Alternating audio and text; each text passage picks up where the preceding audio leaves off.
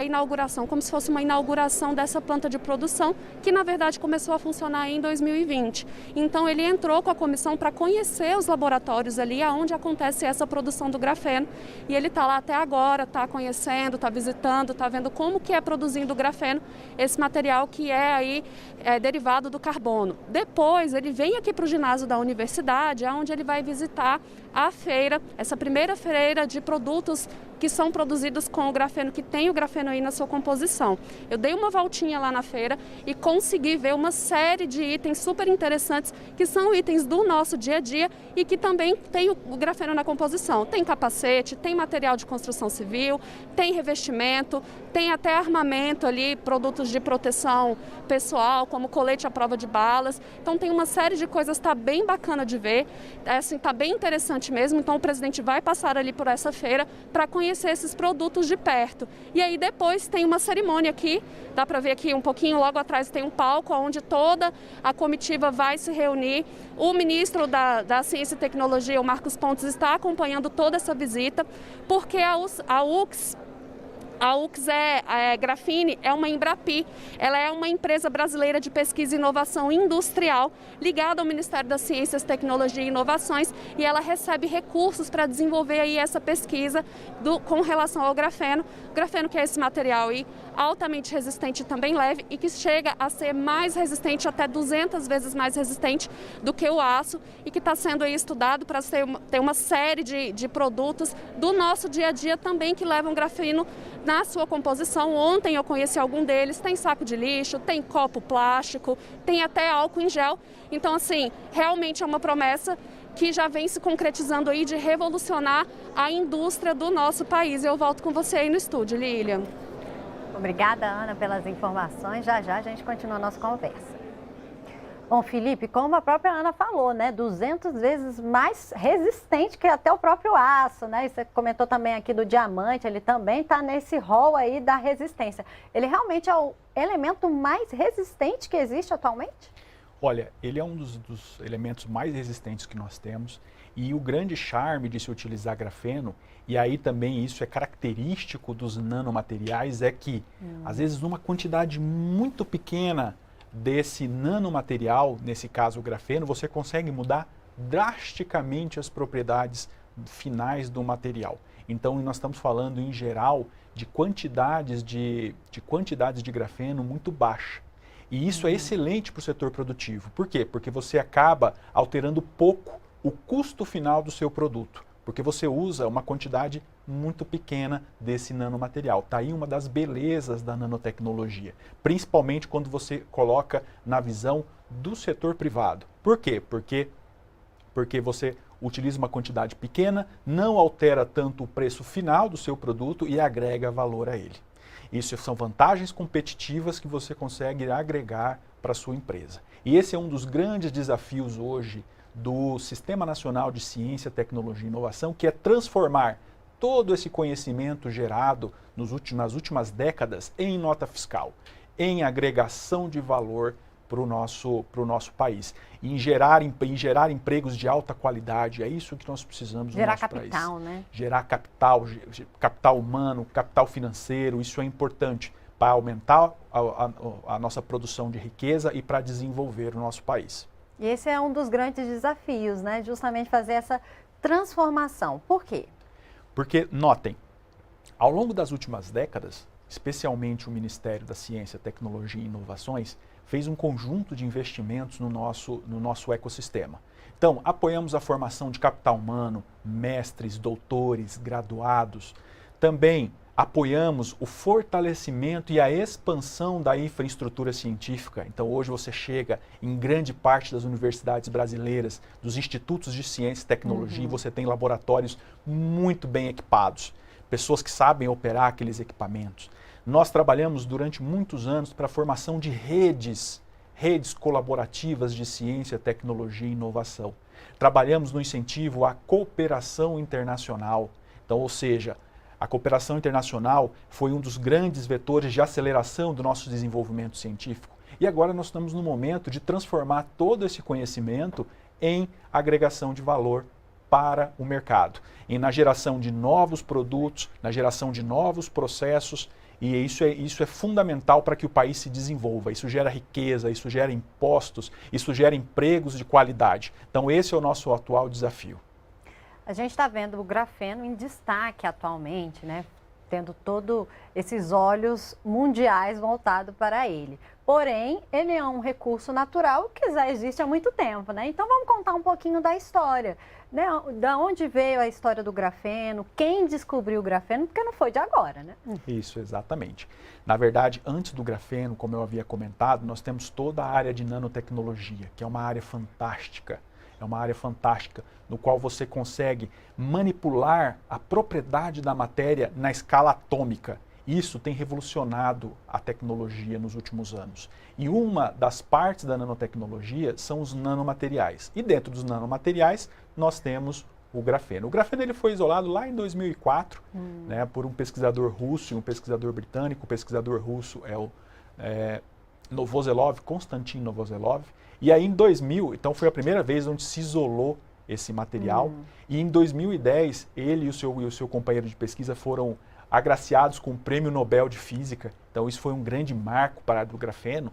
E logo após esse desenvolvimento, esse isolamento do grafeno, o Brasil já começou a trabalhar. Então o CNPq, né, que é uma das agências de financiamento vinculadas ao Ministério da Ciência, Tecnologia e Inovação, já começou a estimular redes de pesquisa em nanomateriais de carbono. Naquela época, especificamente, o nanotubo de carbono, mas que logo, rapidamente, evoluiu também para o grafeno.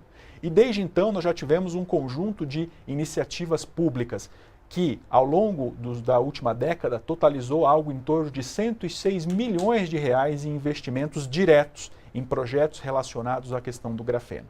E aí, juntando as nossas principais agências de fomento, que seriam a FINEP, CNPq e Embrapi.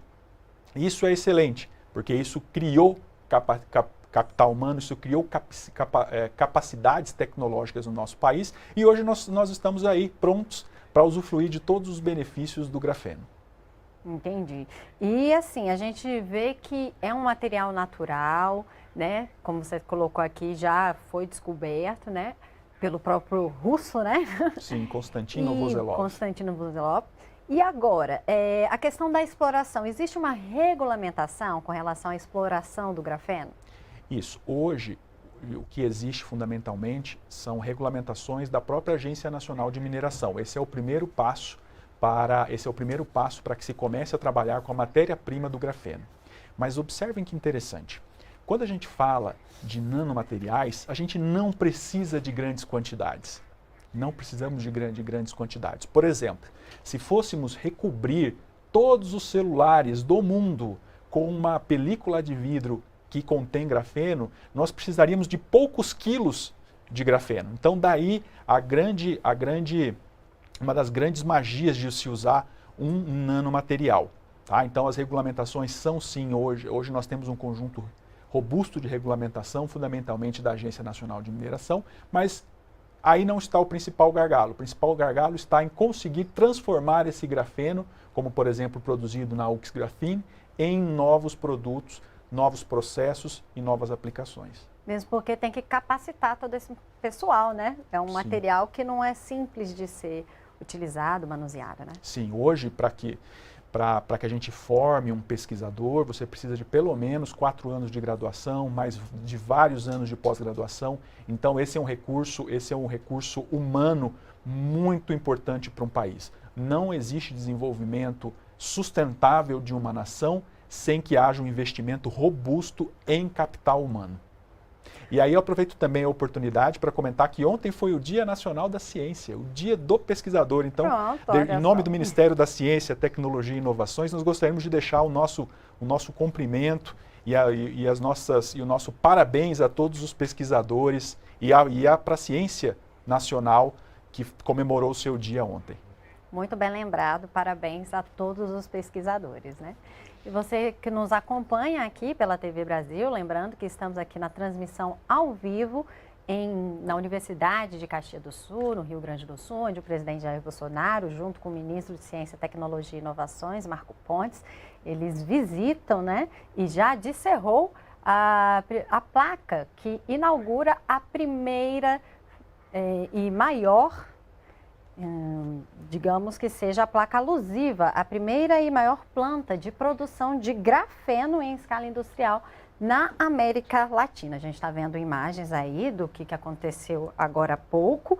É realmente um momento inédito em nosso país e também no ramo do grafeno, né? Afinal, esse material que vai trazer tantas inovações, tanta revolução tecnológica para o nosso país.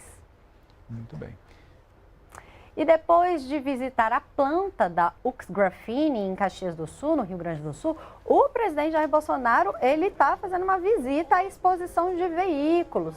A gente está com imagens ao vivo justamente dessa feira, então logo mais ele já descerrou a placa, agora ele já está nessa feira que está expondo veículos, né, que foram justamente em sua produção, tiveram o material do grafeno na sua elaboração, que foi uma coisa que você até comentou aqui, né, Felipe, dessa utilização desse material, por ser um material leve, mais resistente, substituindo o nosso plástico, que é um material muito utilizado na carcaça, enfim, de veículos. Então, qual vai ser a importância disso até para a indústria automobilística, enfim, né, de automotivos? O que eles vão ganhar com isso? Vai dar para fazer um processo em larga escala de produção? Como é que vai ser? O carro vai ficar mais leve? Esse é um excelente ponto. A indústria automotiva é, sem dúvida, um dos segmentos econômicos que mais vai se beneficiar com a utilização do grafeno. Por quê? Uma vez que eu adiciono quantidades até pequenas de grafeno nas formulações das peças plásticas, eu aumento a resistência dessas peças. Como consequência, eu preciso usar menos plástico. Como consequência, eu deixo o carro mais leve. E isso vai implicar num consumo de combustível muito menor, vai deixar o carro com uma autonomia muito maior, vamos poluir menos o meio ambiente. Então isso é um efeito fantástico. E o Brasil é um dos maiores mercados consumidores de automóveis, então nós temos uma possibilidade de impactar a cadeia de forma muito ampla. E assim, a gente está falando aqui, né, que vai ser utilizado por essas empresas, né, do ramo automotivo, mas a questão do grafeno, ele é muito caro? Como que é essa questão de adquirir esse material? Isso, o preço do grafeno, né? O custo, depende muito da qualidade do grafeno. Porque, como eu comentei, dependendo da quantidade de camadas que nós temos de carbono no grafeno, dependendo da pureza que nós temos, varia o preço. Nem sempre nós precisamos de grafenos de alta pureza ou de pouquíssimas camadas de carbono.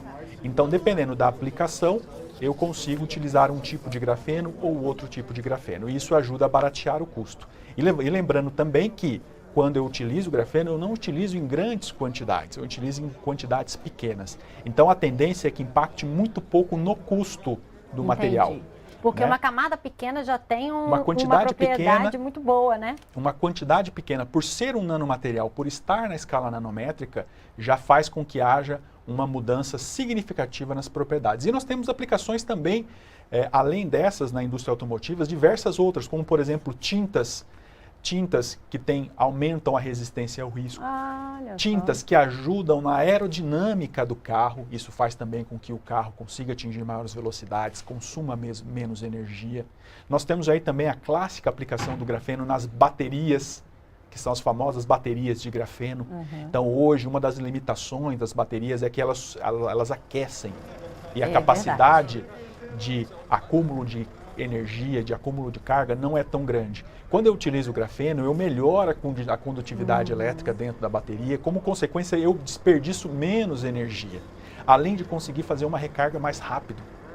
Então imagine, eu estou consumindo menos energia, eu estou carregando ela mais rápido e também resolvo alguns outros problemas, como o problema de dilatação da bateria. Então nós temos aí possibilidades muito grandes para a indústria automotiva. Até a questão de resistência, né? A questão de calor, de água, isso, né? Dissipa muito menos calor, de uma forma também muito mais fácil. E os ciclos de recarga também aumentam. Então esse é o grande desafio hoje. Ainda nós não temos grandes